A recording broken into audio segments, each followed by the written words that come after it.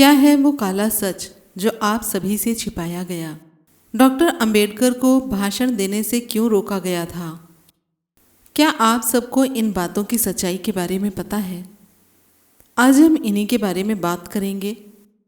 जय भीम, नमो बुद्धाय। क्या आपने कभी किसी को बोलते बोलते चुप होते देखा है? नहीं, वह अपनी मर्जी से चुप नहीं हुए थे। उन्हें चुप करवाया गया था क्योंकि वो सच बोल रहे थे। वो शोर नहीं मचा रहे थे, बस उन जंजीरों की आवाज़ बता रहे थे जिन्हें सदियों से हम पूजा समझ बैठे हैं। जिसने करोड़ों को इंसान बना दिया, उसे उस वक्त इंसानों के बीच बोलने तक का हक नहीं दिया गया। जिसने गुलाम भारत को संविधान दिया, उसे अपने ही देश में मंच से उतार दिया गया। ये इतिहास गवाह है जिसे हमसे छिपाया गया, दबाया गया और झूठ से ढक दिया गया।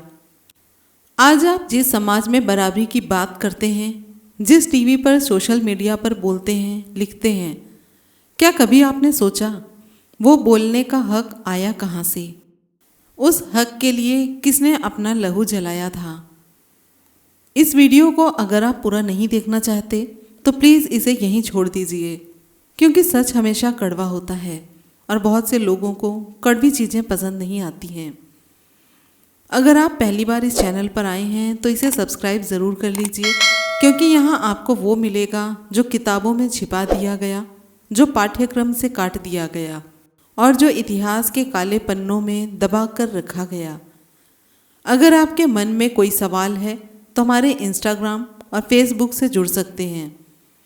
और हाँ, ये वीडियो आप कहाँ से देख रहे हैं कमेंट में ज़रूर लिखिए, ताकि हमें ये पता चल सके कि ये चेतना कहाँ कहाँ तक पहुँच रही है।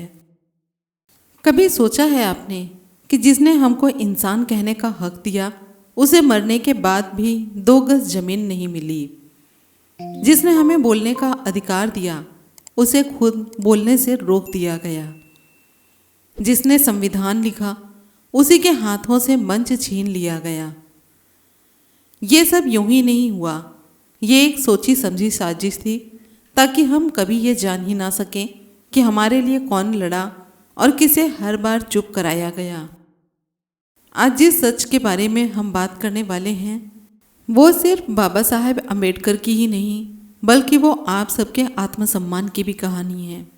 अगर ये नहीं सुनी तो आप शायद जान नहीं पाएंगे कि हमारा इतिहास कब छीना गया था। साल था 1936। भारत आज़ाद नहीं हुआ था, लेकिन कुछ लोग आज़ादी की तैयारी कर रहे थे और कुछ लोग जैसे डॉक्टर भीमराव अंबेडकर एक और बड़ी लड़ाई लड़ रहे थे, इंसान को इंसान मानने की लड़ाई। और वहीं लाहौर में एक संस्था थी, जात पात तोड़क मंडल। नाम से ही लगता है क्रांतिकारी लोग ही होंगे। उनका मकसद था हिंदू समाज से जातिवाद की दीवारें गिराना, लेकिन वे भूल गए थे कि दीवारें तोड़ने के लिए सिर्फ इरादा ही नहीं, सच की आंच भी सहनी पड़ती है। इन लोगों ने सोचा अगर कोई सच बोल सकता है तो बस एक ही इंसान है, डॉक्टर बाबा साहेब अम्बेडकर। उन्होंने एक चिट्ठी भेजी, निवेदन किया, डॉक्टर साहब लाहौर आइए, हमारे सम्मेलन में मुख्य वक्ता बनिए। अब आप सोचिए, इस देश में लाखों लोग बुलाए जाते हैं, सम्मेलन, जलसे, रैलियां, हर कोई मंच चाहता है, तालियाम चाहता है, टीवी पर दिखना चाहता है। लेकिन डॉक्टर अंबेडकर ने क्या कहा? मैं आऊँगा, लेकिन जो बोलूँगा वो बिना मीठा किए कड़वा सच होगा। न मंच की परवाह, न लोगों की गालियों की, न धर्म के ठेकेदारों की, बस एक मिशन था, सच बोलूँगा। फैसला हो गया, लोगों में उत्साह था, लाहौर की गलियों में फुसफुसाहट थी, बाबा साहेब आ रहे हैं। हजारों लोग आने वाले थे, किसी के पास कुर्सी नहीं, फिर भी बैठने की बेताबी थी, क्योंकि पहली बार कोई उनकी भाषा में उनके दर्द पर, उनके जख्मों की बात करने वाला था। लेकिन उससे पहले संस्था ने कहा, एक कॉपी भाषण की भेज दीजिए। बाबा साहेब ने कहा, ज़रूर भेजता हूँ। अब आप सोचिए, डॉक्टर अंबेडकर ने जो भाषण लिखा वो कोई लेख नहीं था, वो इतिहास के मुंह पर एक तमाचा था। उस भाषण में क्या था? एक एक शब्द एक सदी की चीख थी। उन्होंने लिखा, अगर हिंदू धर्म में जाति व्यवस्था को शास्त्रों में सही ठहराया गया है तो मैं ऐसे धर्म को तोड़ देना बेहतर समझूंगा, क्योंकि कोई भी धर्म उस वक्त तक धर्म नहीं है जब तक वह इंसान को इंसान न माने। उन्होंने कहा, ब्राह्मणवाद एक ढोंग है, मनुस्मृति एक जहर है और जात पात इंसानियत की सबसे बड़ी बेइज्जती है। अब वही संस्था जिसने उन्हें बुलाया था, जिसने पोस्टर छपवाए थे, जिसने भाषण के दिन की घोषणा की थी, वो कांप गई। उनका डर जाग उठा। अगर यह बोल दिया गया तो समाज में तूफान आ जाएगा। यह तो गांधी जी भी नहीं बोलते, लोग नाराज हो जाएंगे, हिंदू समाज टूट जाएगा। डर ने उन्हें पलटना सिखा दिया। उन्होंने बाबा साहेब से कहा, कुछ लाइनें बदल दीजिए, कुछ शब्द नरम कर दीजिए, थोड़ा धर्म को बख्श दीजिए। और तब आया वह जवाब जो कि शायद आपकी आंखें भी नम कर देगा, जो कि शायद आपको, हमको, सभी को रुला डाले। उन्होंने कहा, मैं यहाँ किसी को खुश करने नहीं आया हूँ, मैं यहाँ वो सच बोलने आया हूँ जिसे सब दबाना चाहते हैं। अगर डरते हो तो मंच मत दो, लेकिन मैं अपने विचारों से एक शब्द भी नहीं हटाऊंगा। यह था वह पहला तमाचा उस व्यवस्था पर जो कहती है सच तो बोलो, लेकिन इतना नहीं कि हमारा सिंहासन हिल जाए। भाषण भेज दिया गया था। डॉक्टर अंबेडकर ने एक एक शब्द अपने दिल की आग से निकाला था। ना कोई झूठ, ना कोई सजावट, सिर्फ वही जो सदियों से दबा हुआ था, घुट रहा था और अब फटने वाला था। उन्होंने कुछ नहीं छिपाया, कुछ नहीं बदला, क्योंकि वह जानते थे सच को अगर तोड़ मरोड़ कर बोला जाए तो वह भी एक किस्म का झूठ बन जाता है। अब उस संस्था के पास भाषण पहुंच चुका था। जिन्होंने बुलाया था, जिन्होंने आमंत्रण भेजा था, जिन्होंने उम्मीद लगाई थी कि डॉक्टर साहब कोई बैलेंस्ड बात करेंगे, लेकिन जब उन्होंने पढ़ा हर पन्ना, हर पैराग्राफ, हर लाइन धर्म की नींव को झकझोर रही थी। वो क्या सोचकर बुलाए थे और क्या मिला उन्हें? एक क्रांति का घोष, एक सदी की सन्नाटे को तोड़ने वाला गर्जन। उन्हें अब डर लगने लगा था, और वो डर ये था कि अगर भाषण बोला गया तो मंदिरों की दीवारें हिल जाएंगी, गोत्रों की ऊंचाई गिर जाएगी और शास्त्रों की शक्ल पर कालिक पोत दी जाएगी। बैठकें होने लगी, घबराहटें बढ़ने लगी। कोई कहता यह भाषण तो समाज को बांट देगा, तो कोई कहता गांधी जी भी इतनी तीखी बात नहीं कहते। कोई बोलता हमें यह सम्मेलन रद्द कर देना चाहिए। जिनका काम था जात पात तोड़ना, अब वही सच्चाई से डर गए थे। और यह डर सिर्फ उनका नहीं था, यह डर एक पूरी व्यवस्था का था जो जाति के दम पर खड़ी थी। आखिरकार संस्था ने एक चिट्ठी तैयार की, एक चुपचाप सी भाषा में, लेकिन उसके अंदर सदियों का डर और सत्ताओं का अहंकार भरा था। वो चिट्ठी डॉक्टर अंबेडकर के पास पहुंची। उन्होंने पढ़ा, सम्मेलन रद्द किया जाता है। आपका भाषण आयोजन के अनुकूल नहीं है, अब हम आपको मंच नहीं दे सकते।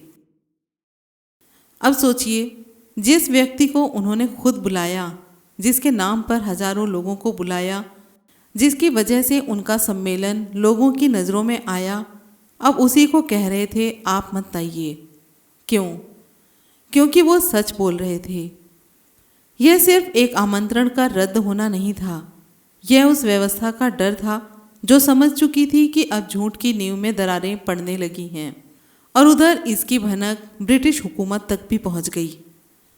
उनके जासूसों ने रिपोर्ट भेजी, डॉक्टर अंबेडकर का भाषण धार्मिक भावनाओं को भड़का सकता है, यह हिंदू धर्म की नींव को सवालों के घेरे में ला रहा है, इससे दंगे हो सकते हैं, असंतोष फैल सकता है। अब आप जरा ठहरिए।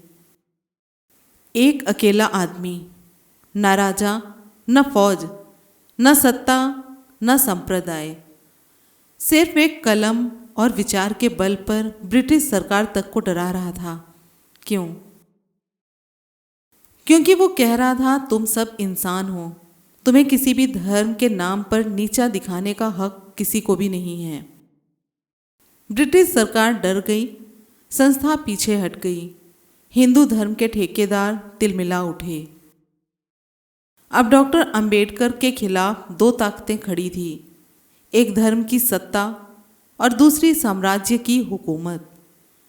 लेकिन इन्हें पता नहीं था कि जिसे तुम चुप कराना चाहते हो वो सिर्फ मंच पर नहीं बोलता, वो इतिहास में बोलता है।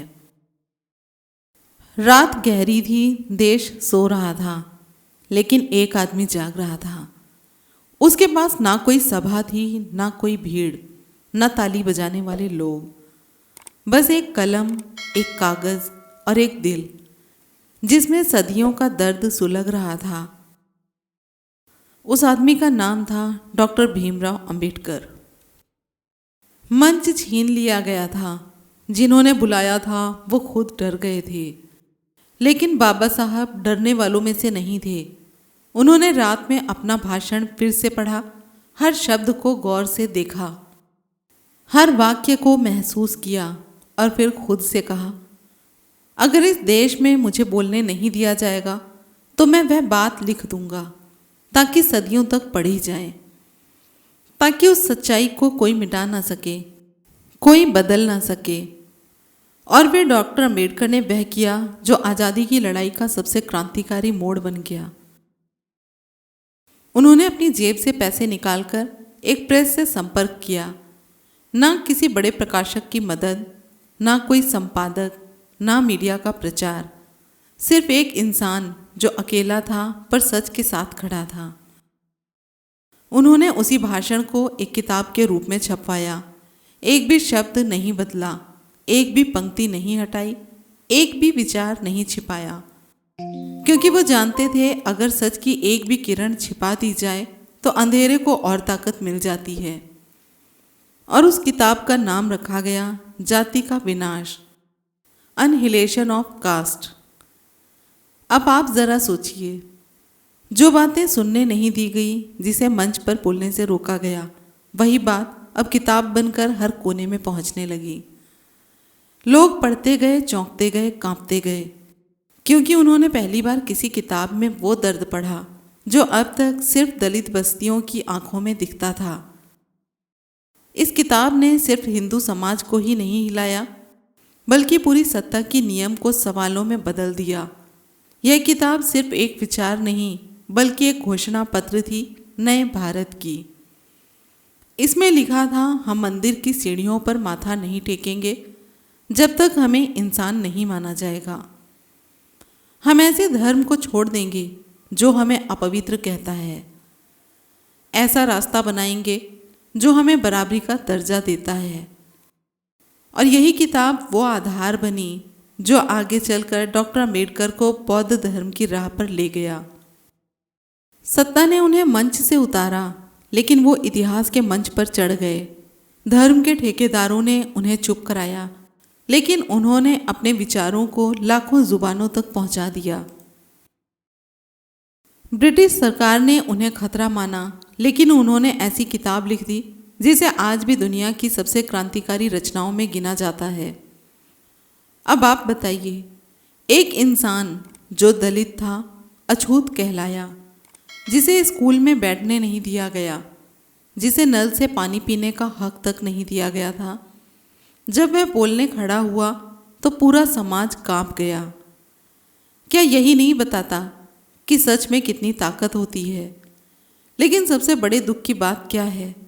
जिसे बोलने से रोका गया, उसे मरने के बाद भी ठीक से 2 गज जमीन तक नहीं मिली। फिर भी आवाज़ें कभी मरती नहीं, शब्द कभी रुकते नहीं, और विचार कभी बंद नहीं किए जा सकते। आज भी जब कोई बच्चा स्कूल में पहला सवाल पूछता है, जब कोई दलित युवती अपने अधिकारों की बात करती है, जब कोई इंसान कहता है मैं मंदिर क्यों नहीं जा सकता, मुझे नीच क्यों कहा जाता है, तो उस हर सवाल का जवाब आता है अनहिलेशन ऑफ कास्ट से। और क्या आपको पता है कि ऐसे इंसान कभी मंच नहीं मांगते, वो मंच बना लेते हैं क्योंकि हम हैं आज के अम्बेडकरवादी।